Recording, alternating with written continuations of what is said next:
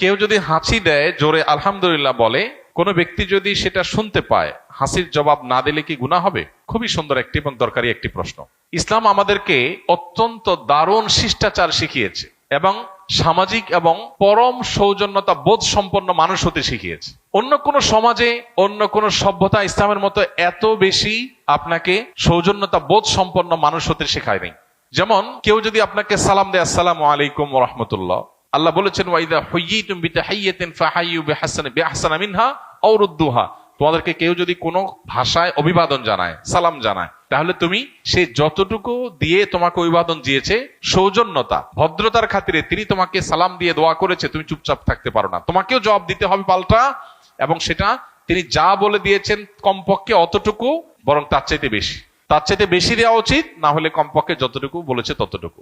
কেউ যদি বলে আসসালামু আলাইকুম ওয়া রাহমাতুল্লাহ, তুমি চুপ থাকলা, তুমি গুনাহগার হবে।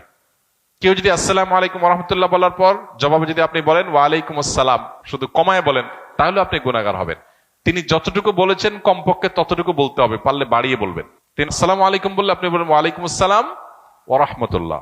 তিনি যদি বলেন আসসালামু আলাইকুম ওয়া রাহমাতুল্লাহ, তাহলে আপনি বলবেন কি? ওয়া আলাইকুম আসসালাম ওয়া রাহমাতুল্লাহি ওয়া বারাকাতুহু। অনেক ইমামদের মতে এরপরে মাগফিরাত ইত্যাদিও যুক্ত করা যায়। আলবানী রাহিমাহুল্লাহ এরকম একটা কথা বলেছেন, যদিও বিশুদ্ধ মত অনুযায়ী অবারাকাতুহু শেষ, এতটুকু। যদি কি অবারাকাতুহু বলে তো আপনি অতটুকুই বলবেন। এটা হলো সৌজন্যতার শিক্ষা, যে আপনাকে একজন সালাম দিল, অনেক লোক আছে অহংকারী, সালামের জবাব শুনে মাথা ঢুলায়, দুইটা ঠোঁট নাড়ালে হয়ে যায়, সেখানে আস্ত মাথা নাড়াচ্ছে। কোনো যুক্তি আছে? যে কাজ দুই ঠোঁটে করা যায় সেটার জন্য সে কি করতেছে? পুরো মাথা নাড়াচ্ছে। অনেকে মাথাও নাড়ায় না অহংকারের কারণে, এটা গুনাহ। সালাম দেওয়া কিন্তু ওয়াজিব না, কিন্তু সালামের জবাব দেওয়া ওয়াজিব। এবং জবাব মনে মনে দিলে হবে না, শুনাই দিতে হবে, কারণ শুনাই না দিলে লোকটা মনে কষ্ট পাবে। শুনাই না দিলে লোকটা মনে করবে আমি সালাম দিলাম, আমাকে ইগনোর করলো। তো আপনাকে এই সৌজন্যতা ইসলাম শিখিয়েছে। ঠিক একই ভাবে কেউ যদি হাঁচি দেয়, এখন বিজ্ঞান গবেষণা করে বের করেছে, বহু বৈজ্ঞানিক গবেষণা আপনার অনলাইনে খুঁজলে পাবো, যে মানুষ যে হাঁচি দেয়, এই হাঁচিটা মানুষের স্বাস্থ্যের জন্য ভালো। হ্যাঁ, অনবরত ঠান্ডার কারণে হাঁচি, সেটা তো অসুস্থতা, কিন্তু স্বাভাবিক যে হাঁচি, মাঝে মধ্যে হাঁচি হওয়া, এটা মানুষের স্বাস্থ্যের জন্য ভালো। হাঁচির ফলে মানুষের শরীর নির্ভর হয়ে যায়, নানান দিক থেকে মানুষের উপকারিতা এর পেছনে আছে, বিভিন্ন বৈজ্ঞানিক গবেষণা আছে, অনলাইনে বহু আর্টিকেল খুঁজে পাবেন। তো এই হাঁচি যে মানুষের জন্য ভালো এবং উপকারী একটা বিষয়, এই জিনিসটা তো আমরা জানতাম না। নবী সাল্লাল্লাহু আলাইহি সাল্লামের একটা হাদিস আছে, ফাইন্না শাইতানা ইয়াবিতু ফি খাইশুমি আহাদিকুম, মানুষের নাকের যে বাঁশি উপরের অংশ, এখানে শয়তান বসবাস করে, লুকায় থাকে, মানুষের শরীরকে প্রভাবিত করে, তাকে খারাপ দিকে ডাইভার্ট করে। তো হাঁচির পর মানুষ শারীরিকভাবে যেমন সুবিধা পায়, স্পিরিচুয়ালি মানুষ উপকার হয়। এই জন্য সে আল্লাহর কাছে শুকরিয়া জানিয়ে বলবে আলহামদুলিল্লাহ। হাঁচি আসলে কি বলবে?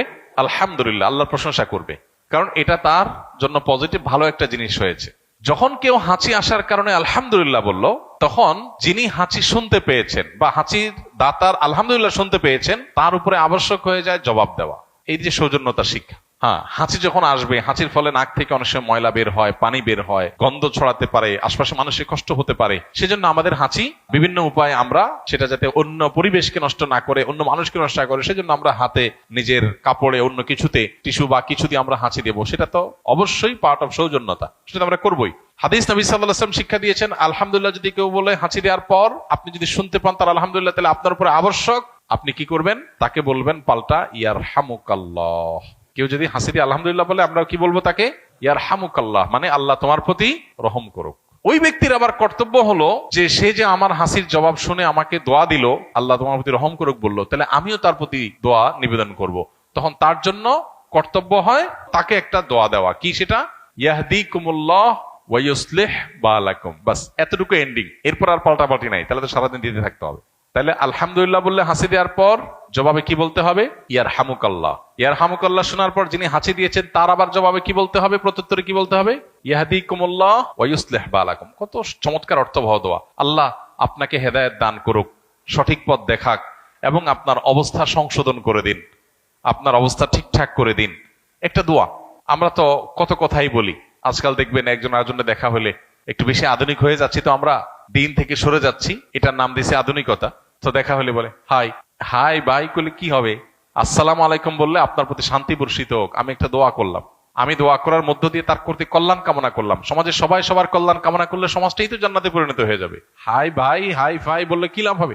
তো ইসলাম আমাদেরকে যে শিষ্টাচার শিখিয়েছে, এর চেয়ে যৌক্তিক কোনো শিষ্টাচার নাই। এই জন্য হাঁচির জবাব শুনে আমরা ইয়ারহামুকাল্লাহ বলবো, এটা অনেকে জানি না। এটা আমাদেরকে করতে হবে, এটা কিন্তু আবশ্যক। এটা মিন হাক্কিল মুসলিম, কোন মুসলিমের প্রতি আপনার কর্তব্যের অংশ হলো হাসির জবাব শুনে তার জন্য দোয়া দেওয়া। তাহলে চেষ্টা করবো তো ইনশাল্লাহ। ছোট ছোট বাচ্চাদেরকে শিখাই দেবো আমরা, তারা এই রেসপন্স করা শিখবে, এই সৌজন্যতা শিখবে, এই ভদ্রতা শিখবে। যে একজন হাসি দিয়ে আলহামদুলিল্লাহ বলেছে আমি শুনেছি, তাকে বলবো ইয়া রাহমুকাল্লাহ, শুনে বলতে হবে, মনে মনে না। আবার যিনি আলহামদুলিল্লাহ বলেছেন, হাসি দিয়েছেন, তিনি বলবেন ইয়াহদিকুমুল্লাহ ওয়া ইউসলিহ বালাকুম। এই একটা সুন্নাত আমাদের সমাজ থেকে হারিয়ে গেছে, আমরা অনেকে জানিও না। এটা বিস্তার করবো তো ইনশাল্লাহ। এটা আমি অফিসে থাকাকালীন সময়ে কাউকে না পেয়ে একা একা ফরজ সালাত পড়ার সময় হঠাৎ করে দেখা যায় একাধিক লোক এসে জামাতে ফরজ সালাত শুরু করে। সেই সময় আমি কি একাকী নামাজ ছেড়ে দিয়ে জামাতে শরীক হব, নাকি একা একা পড়বো? আমাদের লক্ষ্য রাখতে হবে যে কেউ যদি আমাদেরকে, আমরা একা একা জামাতে দাঁড়ানোর পর দেখি জামাত শুরু হয়েছে, নিজের নামাজ ছেড়ে ওই জামাতে শামিল হওয়ার সুযোগ নাই। কারণ আল্লাহ তাআলা বলেছেন লা তুবতিলু আমালাকুম, তোমরা তোমাদের আমলকে বাতিল করে দিও না, তোমাদের আমলকে বাতিল করে দিও না, এটা আল্লাহ তাআলা আমাদেরকে বলেছেন। অতএব এটা আমাদেরকে মাথায় রাখতে হবে। এখন আমরা যদি কেউ মনে করি যে না আমি একা শুরু করছি, এখন জামাতে পড়লে তো 27 গুণ সওয়াব হবে, সেটাতে আমি যদি যাই তাহলে সেক্ষেত্রে আমার নামাজটা ভাঙতে হবে। নামাজ ভাঙা এটা ভালো কিছু না। হ্যাঁ, মানুষ নামাজ ভাঙতে পারে নিরুপায় হয়ে, কোনো বিপদ হয়েছে, কোনো বিশেষ কারণে নামাজ ভাঙতে হয়েছে, অজু ভাঙছে সেজন্য ভাঙতে হয়েছে, এটা ভিন্ন কথা। কিন্তু আপনি অতিরিক্ত সওয়াবের জন্য এটা করতে পারেন না। আপনার দাঁড়ানোর আগেই চিন্তা করা দরকার ছিল যে আশপাশে জামাতের কোনো ব্যবস্থা আছে কিনা, সেই জিনিসটা আমাদেরকে লক্ষ্য রাখতে হবে। আল্লাহ আমাদেরকে বোঝার তৌফিক দান করুন। এমন কোন দোয়া আছে কিনা যা পড়ে সন্তানের মাথায় ফু দিলে জ্ঞান বুদ্ধি বৃদ্ধি পাবে? সন্তানের জ্ঞান বুদ্ধি বৃদ্ধি পাওয়ার জন্য প্রথমত বাবা মা আল্লাহ সুবহানাহু ওয়া তাআলার কাছেই তাদের জন্য দোয়া করবে আর তাদেরকে দোয়া শিখাবে। নবী করিম সাল্লাল্লাহু আলাইহি ওয়াসাল্লাম প্রতিদিন সকালে এবং সন্ধ্যায় দোয়া পড়তেন, বিভিন্ন রকমের দোয়া পড়তেন। সকালে একটা দোয়া তিনি পড়তেন, আল্লাহুম্মা ইন্নী আসআলুকা ইলমান নাফিআ, আল্লাহ আপনার কাছে উপকারী জ্ঞান চাই, উপকারী জ্ঞান চাই। উপকারী জ্ঞান বুদ্ধি যেন আমাদের বাড়ে, সেই জন্য আমরা প্রত্যেকে যার যার জন্য দোয়া করবো। বাচ্চাকে দোয়া শিখাই দেন, আপনি দোয়া পড়ে ফু না দিয়ে বাচ্চাকে শিখান তুমি আল্লাহর কাছে উপকারী জ্ঞান চাও, আল্লাহ তাকে উপকারী জ্ঞান দেবে ইনশাআল্লাহ। তাছাড়া উপকারী জ্ঞানের পথে যে সমস্ত অন্তরায় আছে, মোবাইল ফোনের নেশা, তারপরে সোশ্যাল মিডিয়ার আসক্তি, টেলিভিশন সহ বিভিন্ন রকমের ডোপামিনের যে আসক্তি আমাদের শিশুদেরকে ধ্বংসের দ্বার প্রান্তে নিয়ে যাচ্ছে, সেখান থেকে শিশুকে আপনি রক্ষা করেন, শিশুর মেধা নষ্ট হওয়ার পথগুলো থেকে রক্ষা করেন, ইনশাআল্লাহ অটোমেটিক সে মেধাবী হবে, সে বুদ্ধিমান হবে। এবং আল্লাহ তাআলার কাছে দোয়া যখন করবো ইনশাআল্লাহ শিশুকে আল্লাহ তাআলা তার জীবনে তার জ্ঞানে গুণে এবং সবকিছুতে বারাকা দান করবেন। আমি এক স্থানে আসরের ফরজ সালাত জামাতে পড়তে গেলে প্রথম রাকাত সূরা ফাতিহার পরে সূরা মিলানোর আগেই রুকুতে চলে যায়, এমত অবস্থায় করণীয় কি? জামাতে ফরজ নামাজ যখন পড়বেন, ইমাম আস্তে যখন সূরা পড়েন তখন তার পিছনে সূরা ফাতিহা পড়বেন কিনা ওলামা ইকরামের ইখতিলাফ আছে। ফুকাহা হানাফির মতে পড়বেন না, ইমামেরটাই যথেষ্ট। অন্য অনেক ইমামের মতে পড়বেন।